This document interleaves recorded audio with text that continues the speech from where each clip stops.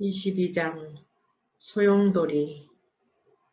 배고픔은 독립정신을 시험하는 시험대로 드러나기 시작했다. 그것은 정작 독립운동가들이 싸워야 할 가장 무서운 적이었다. 미칠 듯이 끓어오른 열정으로 손가락을 끊어 맹세한 조국에도 배고픔의 산을 넘지 못해 어느 날 갑자기 변심하거나 국내로 돌아가 버렸다. 배고픔을 못 참아 외놈의 치아로 기어들다니 밥을 밥 먹듯 굶는 게 항일 투사들의 일상사라는 걸 들어보지도 못한 위인 아닙니까? 그게 어디 손동지뿐이요. 심산, 김창숙의 호, 심산은 그만 화를 거두시오. 김창숙이 국내로 돌아가 버린 손종호를 성토하기 시작하고 회영이 달랬다. 죽을 각오도 하지 않고 나라를 찾겠다니 가소롭기 짝이 없지 않습니까? 독립운동이 어디 남녀간의 연애질을 하는 거랍니까? 애국심이 끓어오르면 물불 가리지 않고 소리치고 나섰다가 식으면 돌아서 버리니 말입니다. 신채호가 맞장구를 치고 나섰다. 두 사람이 성토하는 손종호는 3.1운동 이후 이상제와 김환란과 함께 북경으로 왔었다. 이상제와 김환란은 세계 기독교 학생연맹에 참석하기 위해 왔었고 손종호는 독립운동을 하겠다고 온 것이었다. 이상제와 손종호는 회영의 집에서 머물고 김환란은 형부인 김다라의 집에서 머물렀다. 한 달 만에 이상제와 김환란은 용무를 끝내고 다시 국내로 돌아가고 손종호는 1년을 버티다가 배고픔을 못 이겨 귀국하고 말았다. 하긴 그렇습니다. 독립운동을 함내하고 왔다 갔다 하는 건달들이 부지기수이니 꼭 손동지만 나무랄 수도 없는 일이지요. 신채호가 회영의 말에 공감하면서 손종호 일을 그 정도로 마무리 짓고 말았다. 분위기가 바뀌자 김창숙이 신채호를 바라보며 헛기침을 했다. 헛기침을 하는 것으로 보아 무언가를 말할 태세였다. 또 무언가를 가지고 논쟁이 벌어질 것이라는 걸 회영은 짐작했다. 독특한 고집으로 막상막하인 두 사람은 닮은 점은 판에 박은 듯 닮았고 다른 점은 물과 기름처럼 분명히 달랐다. 운동 방향이나 변심한 독립운동가들을 향해 분통을 터뜨리는 일에는 마음이 하나였지만 사적인 일로 서로 우길 때는 가차없이 절교를 선언하는 바람에 회영이 화해를 붙이며 제자리로 돌려놓기에 바빴다. 불꽃 같은 선미는 신채호가 더했다. 짐작대로 김창숙이 포문을 열었다. 글을 내지 않겠다고 선언했다면서요. 그 칼은 녹도 슬지 않으시오? 단제도 이제쯤은 그 성미 좀 거치셔야 합니다. 원고를 내지 않으면 누가 답답하답니까? 그럼 중국인들에게 그런 수모를 당하고도 글을 내란 말씀이요? 심산이 그런 꼴을 당했더라면 나보다 더했을 것을. 수모랄 게 뭐가 있소이까? 토시 하나 빠진 것쯤이야 예사로 있는 일 아니오. 토시 하나 빠진 것쯤이라뇨. 예사라니요. 그럼 내가 옹졸한 소인배란 말씀이요? 소인배란 또 무엇입니까? 성미가 저러니 배가 고플 수밖에요. 에이, 나는 그만 가리다. 예상대로 신채호가 발끈하여 자리를 털고 일어섰다. 그만 앉으시오 단제.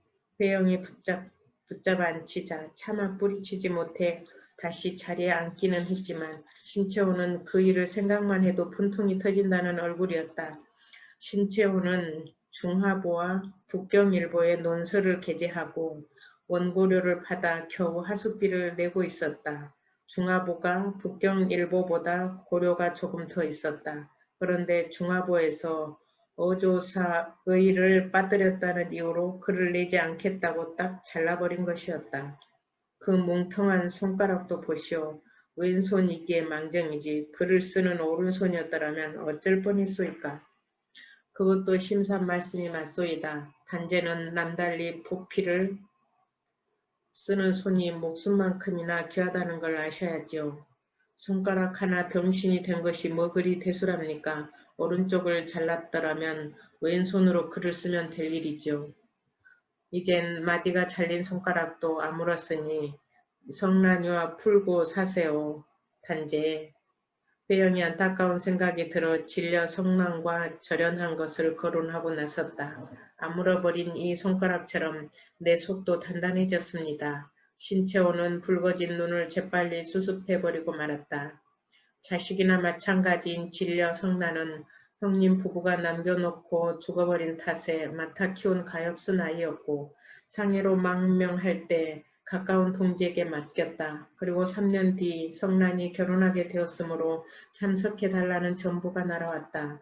신채호는 변복을 하고 일경을 피해 어렵사리 서울로 잠입하여 성난을 만났다.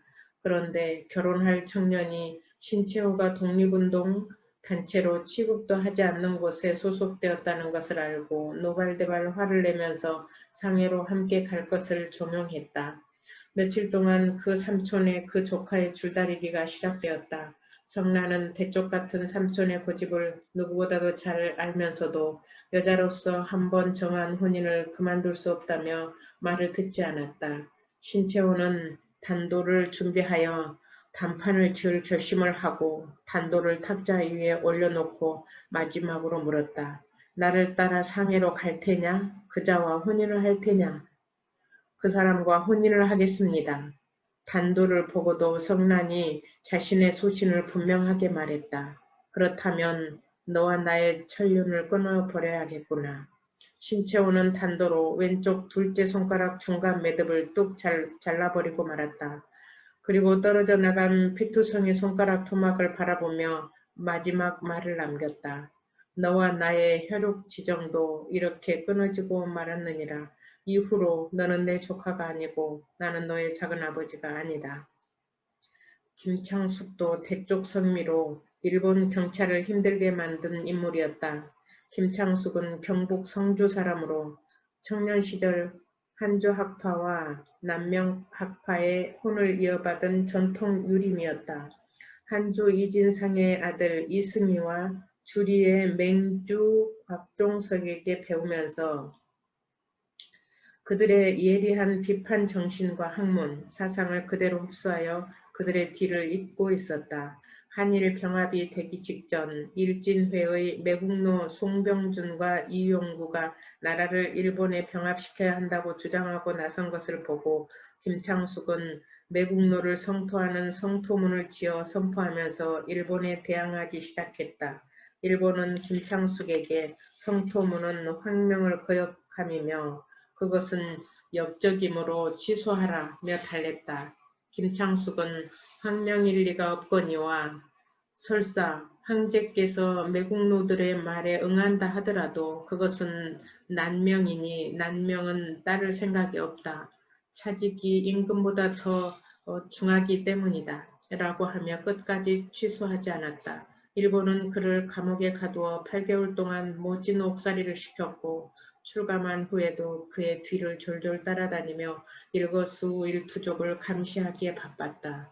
그런데 심산, 단제를 장가를 보내는 것이 어떻겠소. 성난의 일로 신채호 심기가 무척 불편한 것을 눈치챈 회영이 화제를 바꿨다. 듣던 중 반가운 소리입니다. 그런데 어디 마땅한 혼처라도 있는지요. 있다마다요. 내 며느리가 훌륭한 교수를 알고 있소이다. 한껏 비판하던 김창숙이 화들짝 반기고 나섰다. 교수는 조계진이 궁중에 드나들 때 알고 지내던 궁녀 박자혜였다.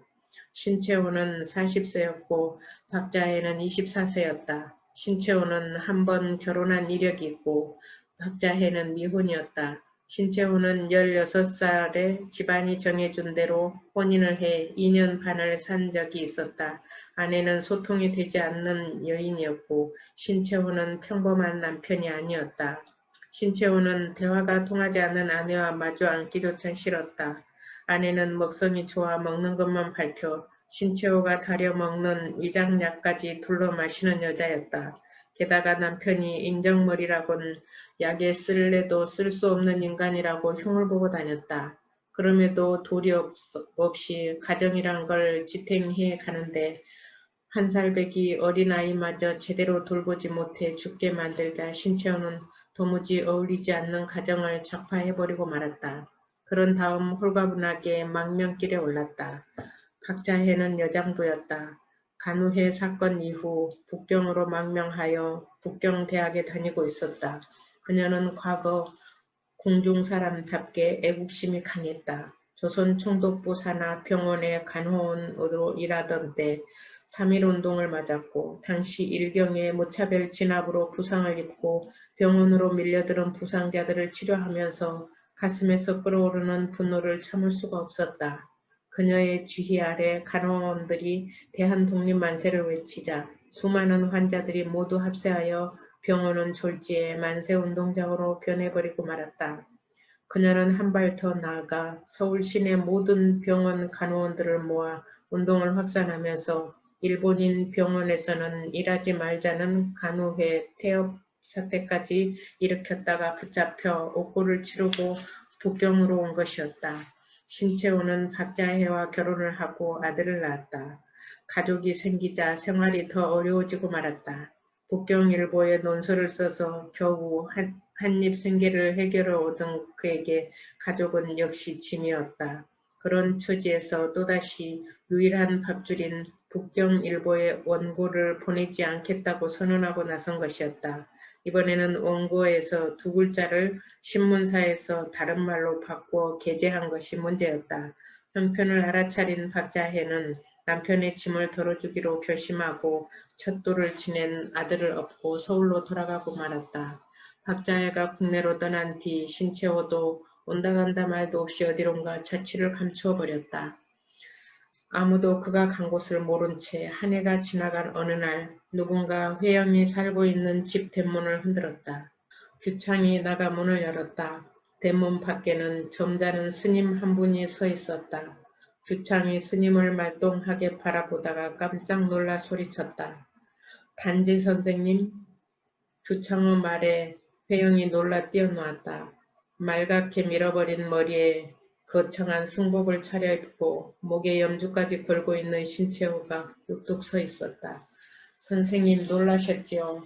놀라지 않고요. 소식이 뚝 끊겨 얼마나 걱정을 했는지 아시오. 그건 그렇고 스님이 되신 게요? 꿈도 꾼 적 없는 중이 되었으니 이 인생도 회개하기 짝이 없지 뭡니까? 하하. 그런데 가짜입니다. 도무지 이해할 수 없다는 표정을 짓는 회영을 향해 신채호는 한바탕 웃고 나서 설명을 늘어놓았다. 중이 된 것이 아니라 생활이 극에 달하자 중국의 유명한 정치가이면서 아나키스트인 이석증이 북경성 내 관음사 주지에게 부탁하여 관음사에서 기거하도록 해주었다.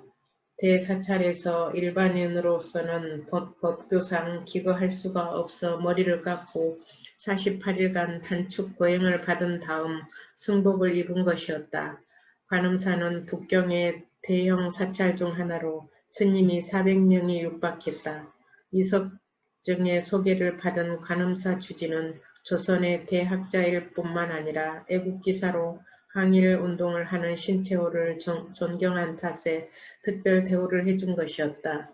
회영과 신채호가 오랜만에 만나 이야기를 나누는 동안 규창이 당장 다음날 학교에 입고 갈 옷이 없어 은숙이 고민에 쌓여 있었다. 옷이 없을 때는 허다했고 그럴 때마다 옷은 전당포에 가 있거나 낡아서 입을 수 없을 지경이었다.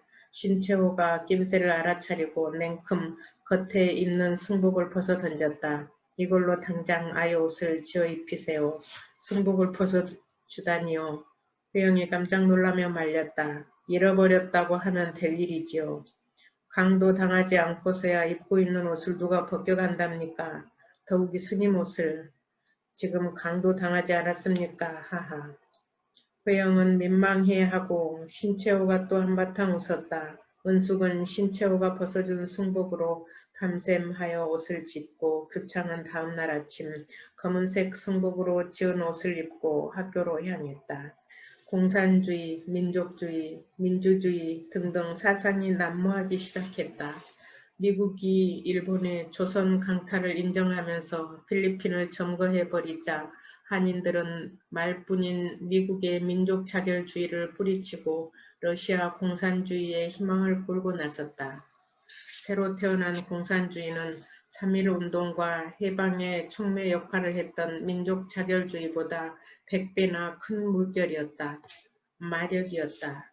러시아 공산주의 혁명이야말로 세계 약소민족과 압박받는 민족에게 해방을 가져다 줄 것이며 무산 계급자들을 해방시켜 줄 것이라는 부세주로 떠올랐다. 한인들은 오직 공산주의로 일제를 무너뜨릴 수 있다는 희망에 불타올라 3.1운동 때처럼 이번에도 무엇인가 다 된 듯한 분위기가 휘몰아쳤다. 국제정보와 그 영향이 빠른 상해에 공산주의가 물결치면서 독립운동가들과 한인들이 러시아에서 극동 노동자 대회가 열리자 앞다투어 공산당에 입당하겠다고 아우성을 쳤다. 상해 임시정부도 세계의 사상으로 몸살을 앓고 있었다. 국무총리 이동휘가 공산주의에 매몰됐고 이승만은 민주주의를 신봉하면서 국무회의 중에도 두 사상이 심하게 충돌했다. 이동희가 돌이킬 수 없는 사건을 저지르고 말았다. 임정에서 러시아로 임시정부 대표를 보내기로 하고 파견할 인물을 선정했다. 그런데 이동희가 몰래 자기 신복 한영권을 파견 인물로 교체하여 레닌에게 보냈다. 한영권은 임정을 대표해 레닌으로부터 200만 루블을 지원받기로 약속하고 1차로 40만 루블을 받아치고 모스크바를 떠났다. 이동희는 한영권이 모스크바를 떠났다는 소식을 듣고 또 하나의 신복인 비서 김입을 은밀히 시베리아로 보내 한영권으로부터 돈을 받아오라는 지시를 내렸다. 김입은 시베리아로 가면서 속셈을 했다. 중간에서 그 돈을 가로챈다 하더라도 이동희가 따질 형편이 못 된다는 것을 생각하면서 회심의 미소를 지었다. 김입은 한영권으로부터 돈을 건네받은 다음 곧바로 북간도로 가 토지를 사서 소작을 맡기고 다시 상해로 들어와 몰래 숨어 첩을 얻어가며 호화로운 생활을 즐겼다. 이동희는 이러지도 저러지도 못한 채 벙어리 냉가슴을 앓고 있는데 백일하의 모든 흑막이 드러나고 말았다. 임정에서 이동희에게 문책을 가하자 국무총리 이동희는 모든 것을 버리고 러시아로 도망치듯 떠나버리고 말았다. 돈을 김입에게 내줘버린 한영권도 어이없기는 마찬가지였다. 한영권은 다시 모스크바로 돌아가 아직 남아있는 160만 루블 중 20만 루블을 받아가지고 와 공산당을 조직하고 이름을 국민대표회라고 지었다. 그런데 국민대표회에서도 서로 기선을 잡으려고 싸움이 벌어졌다. 치열한 싸움 끝에 세 갈래로 갈라지고 말았다. 하나는 러시아로 가버린 이동희를 중심으로 한 상해파, 하나는 여운형 안병찬을 중심으로 한 이르쿠츠크파, 하나는 일본 유학생으로 조직된 김준현이 중심인 ML파였다. 이르쿠츠크파와 ML파는 앞다투어 독립운동가들을 쫓아다니며 서로 자기 편으로 끌어들이기에 혈안이 되었다. 그들이 원로 이회영을 가만히 둘 리가 없었다. 대어를 낳기 위해 서로 앞다투어 찾아다니며 설득 작전을 펼쳤다. 러시아는 무산자를 위한 혁명 강국이라고 찬양하면서 시민의 자유와 평등의 이상 사회가 거기에 있다고 선전했다. 회영은 사상적 이론 따위에 대해 알 수 없거니와 이르쿠츠크판이 ML판이 하며 저마다 영웅이 되려는 태도가 불쾌하기 짝이 없었다. 타락한 인간 군상의 밑바닥이 환히 보여 가차없이 내쳐버리고 말았다. 사상이든 뭐든 나는 편가름 따위는 용납할 수 없어요. 선생님께서도 종국에서는 어떤 쪽을 선택하지 않으면 안 될 것입니다. 세상이 바뀌고 있습니다. 그들이 마지막으로 남기고 간 말이었다. 그들 말대로 앞으로 독립운동 방향에 대해 새로운 길을 모색하지 않으면 안 되는 기로에 서 있다는 것은 부인할 수 없는 현실이었다. 머리를 싸매고 고심하기 시작했다. 문제는 국내외적으로 이미 독립운동의 초점이 흐려지고 말았다는 데 있었다. 공산주의가 평등한 세상과 인민의 낙원이라는 선전이 갈수록 더 거세게 세상을 흔들고 있었다. 회영은 단지 러시아가 내세운 무산자 혁명주의의 실체가 어떤 것인지는 궁금했다. 때마침 상해 임정의 임원인 조소왕이 공산주의에 대한 궁금증을 안고 러시아 혁명 기념대회에 참석한 후 러시아 여러 지역을 시찰하고 북경에 도착했으며 곧 인사차 들르겠다는 소식을 전해왔다. 조소왕은 생육신 조려의 후손으로 성균관에서 공부한 이상설의 제자였다. 또 조선 황실 유학생으로 일본으로 건너가 공부한 유학파이기도 했다.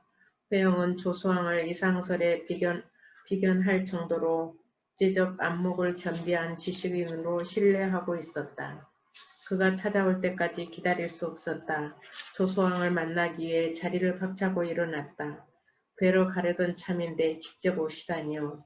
아무려면 어떤가 어서 본대로 들려주게. 회영이 독촉하고 조소왕은 러시아 혁명과 사회 변화에 대해 전혀 앞뒤가 맞지 않다며 손을 저었다. 무산자 계급의 세상이라는 그들의 말은 거짓이라고 저는 확신합니다. 노동자들의 생활은 극빈에 달하고 있는데 지배자들은 말랑한 빵과 고기를 먹고 난방이 잘된 방에서 잠을 자고 있습니다. 노동자들이 먹는 빵은 지푸라기와 흙이 섞여 있는 것인데 시커먼 벽돌이나 마찬가지였습니다. 도끼로 장작을 패듯 내리쳐서 부서진 빵 조각을 입에 넣고 한참을 불려야 겨우 씹을 수 있었습니다. 그들이 자는 방은 얼음 창고였습니다. 그럼 자유는 있던가? 빵도 문제지만 가장 중요한 문제는 바로 그것이었습니다. 민중들이 강한 억압에 눌려 있습니다. 그걸 인민의 낙원이라고 나를 찾아와 침이 마르게 선전한 사람들이 있었네. 러시아는 지금 세상을 속이고 있습니다. 무자비한 독재 체제가 틀림없습니다. 절대 왕정보다 더 심한 폭력 정치입니다. 설사 그 냉혹한 독재 정치가 만인에게 빈부의 차이가 없는 평등 생활을 보장해준다 하더라도 인간에게 자유가 없다면 무슨 소용인가? 그들 말로는 혁명이 제 자리를 잡고 나면 해소될 문제라고 하더군요. 처음부터 자유가 보장되지 않는 정치는 믿어서는 안 되네. 지배자들을 위한 천국을 만들자는 것이 아니고 무엇이겠나. 회영은 공산주의에 대한 궁금증을 깨끗이 털어버렸다. 그렇다면 임정이 걱정이었다. 사상의 소용돌이에서 어지럼증에 시달리고 있는 임정 요인들을 공산주의가 계속 흔들고 있는 탓이었다. 자네가 이승만, 김구 동지를 도와 지금의 위기를 잘 넘겨야 할 것이네. 지금 어려운 상황에서 여러 선진국의 정치 제도를 그대로 모방하여서는 진정한 독립을 쟁취할 수가 없다고 보네. 우리 힘으로 진정한 자유를 이룰 수가 없으니 말일세. 저도 선생님과 똑같은 생각입니다. 그들의 정치 방법을 무조건 모방한다면 앞으로 나라를 찾아 새롭게 세운다 하더라도 그쪽에 구속되는 문제가 발생할 테니까요. 새로운 사상이라면 공산주의, 민족주의, 민주주의 외에 또 하나 아나키즘이 있었다. 무정부주의라고 불렀다. 그 무렵 유자명과 이을교, 이정규라는 세 인물이 한인으로서는 아나키스트 선두주자가 되어 활발하게 움직이고 있었다. 그들은 북경 아나키스트들과 깊이 교제하면서 항일투쟁을 아나키즘에 맞추고 있었다. 새파랗게 젊은 나이에 머리가 하얀 백발의 청년 유자명은 밀정이나 일본 중요기관이나 일본 고위층 인사를 암살하는 의열단 총참모로서 제1선에서 항일운동을 하고 있었다. 세 사람 중 유자명이 가장 먼저 아나키스트가 되어 중국 아나키스트계의 정치가 사상가, 문학가들과 널리 교류하면서 신채호에게 여러 가지로 도움을 주고 있었다. 신채호가 이석정을 알게 된 것도 유자명의 주선이었다. 신채호가 북경대학 사고전서의 원고 청탁을 받은 것이나 관음사에 들어가게 된 것도 유자명의 알선이었고 신채호가 의열단에 조선혁명선언서를 쓰게 된 것도 유자명의 청탁이었다. 유자명이 중국 거물급 아나키스트들과 만나게 된 것은 상해 프랑스 조기지에 있는 화광병원에서였다.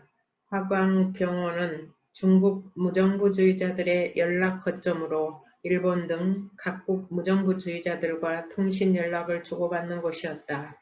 그곳에서 유자명은 아나키스트 파금을 만났다. 파금은 중국이 떠받드는 유명한 소설가로 어렸을 때 이토를 사살한 안중근에게 깊이 감명을 받고 안중근을 영웅으로 숭배하고 있던 터에 유자명을 만나 사상적인 동지가 된 것이었다.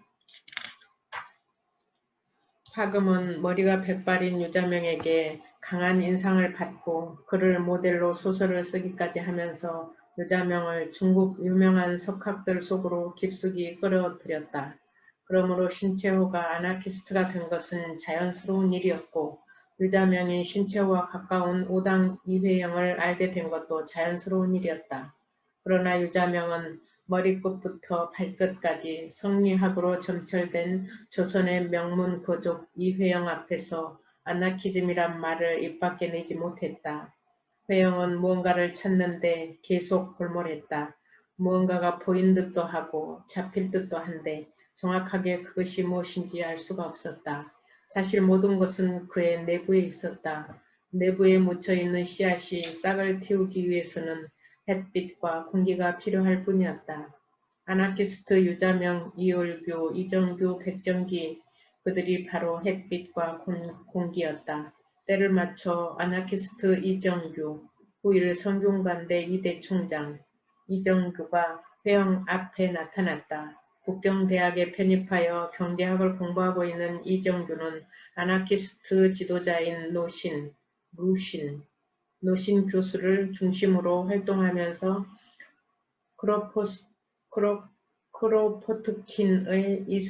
크로포트킨의 이상을 실현하겠다는 꿈을 꾸고 있는 중국인 아나키스트 진이기 천웨이치, 진이기와 각별한 사이였다. 진이기는 또 후난성 동정호 주변에 있는 양타오촌을 포함하여 광대한 토지를 가진 중국인 청년 주종훈이라는 아나키스트와 가까웠다. 그들은 모두 같은 북경대학 출신이었고 진이기와 주종훈은 양도촌을 이상촌으로 만들겠다는 거대한 계획을 세우고 있었다. 그들의 청사진은 미래지향적이고 화려했다. 농지를 경작 능력에 따라 분배하고 소작인들을 조합원으로 하여 하나의 자유합작기구인 이상농촌건설조합을 만들어 교육과 문화시설과 농지 개량 등의 비용을 공동 부담하고 농지는 조합의 공동 소유로 하겠다는 계획이었다. 궁극적인 목적은 항일운동 자금을 걱정 없이 충당하자는 데 있었다. 그러자면 농작물은 최대 효과를 낼 수 있는 값비싼 인삼 재배가 좋을 듯 했다. 진위기는 서둘러 이정규를 찾아와 한국과 중국이 함께 합작하는 데 의미가 있으니 인삼 재배 전문가인 한인들을 이주시켜 이상 농촌을 건설하자고 제안했다. 이정규는 뛸 듯이 기뻤다. 그러나 인삼을 재배하는 문제나 한인들을 이주시킨다는 것은 간단한 문제가 아니었다. 농지를 개척한다는 것도 머릿속으로 되는 일이 아니었다. 고민 중에 어느 날 무릎을 쳤다. 방법이 있어요. 그래요? 오당 이혜영 선생을 찾아가면 분명 무슨 길을 찾을 수 있을 것이오. 어떤 인물인지 자세히 말해보시오. 서간도 합리화에 광복군을 기르는 신흥무관학교를 설립했고 추가마을에 한인촌을 건설한 인물이요. 그분이라면 양도에 이상촌을 건설하는 것쯤은 일도 아닐 것이요. 이정규는 몇 번 면식은 있었으나 개인적으로는 한 번도 만난 적이 없는 회영을 찾았다. 이상 농촌 건설과 궁극적 목적은 항일운동 자금이라. 회영은 이정규의 설명을 들으며 반가움을 주체할 수 없었다. 이상 농촌을 건설한다는 것도 놀랐지만 항일운동 자금을 충당하는 데 목적이 있다는 것은 꿈같은 이야기였다. 실패했지만 옛날 젊은 시절 인삼 재배를 했던 경험을 생각하며 개성에서 인삼을 재배해본 경험이 있는 한인 50가구 정도를 이주시키기로 하고 개성 쪽으로 사람을 파견했다. 회원과 아나키스트 이정규의 첫 대면은 그렇게 이루어졌다. 이상 농촌 건설을 계기로 두 사람의 대화는 누가 원하고 바랄 것도 없이 어디선가 흘러든 물이 만나 서로 만나 궁극의 바다로 가듯이 하나의 목적지를 향해 나란히 흘러가기 시작했다. 이정규는 아나키스트 바쿠닌과 바쿠닌에게 영향을 받은 크로포트킨의 상호 구조론에 감명받은 이야기를 들려주기 시작했고 그것은 회영에게 찬란한 서광이었다. 크로포트킨이 다윈의 진화론 자체를 부정한 것은 아니지만 상호 구조론에서 말한 것은 우성이 열성을 지배한다는 것을 부정합니다. 말하자면 생물이든 국가든 경쟁이 아니라 상호 협동이며 역사적으로 볼 때 가장 협동적인 동물이 가장 성공적인 동물이었고 개체와 개체 간의 투쟁이 반드시 진화의 유일한 동인은 아니며 오히려 개체 사이의 상호 부조 또한 진화의 동인이라는 것이지요.